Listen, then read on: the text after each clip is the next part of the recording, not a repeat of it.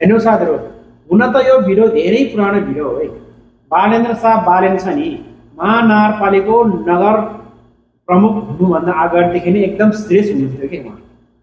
किनकि उहाँले एउटा अन्तर्वादमा सोध्नु भएको छ उहाँलाई क्वेसन, आजभोलि तपाईँले माया पिरातीको गीत फुट्दैन भन्दाखेरि उहाँले भन्नुहुन्छ यस्तो लथालिङ्ग भइरहेको छ, कसैले खाना पाक्छ नै, कसैले के भइरहेछ, यस्तो लथालिङ्ग भइरहेको अवस्थामा कसरी फुट्छ माया पिरातीको गीत भन्दाखेरि मलाई चाहिँ उहाँको आँखामा चाहिँ हेरै बनाइदियो यार। तपाईँलाई कस्तो लाग्छ यसो कमेन्ट गर्नुहोला है त। देश चौपट छ, घर परिवार चौपट छन्, मान्छेको खान पाएको छैन, यो भएको छ, पेन्डेमिक चलिरहेको छ, सरकारले केही गरेकै छैन। यस्तो बेलामा कसरी माया पिरतीको गीत फुर्छ र भनेको क्या त्यो कुरा हो क्या। तर यो अहिले पनि माया पिरती गीत फुराउने मानिसहरू छन्। यसलाई मतलब छैन कि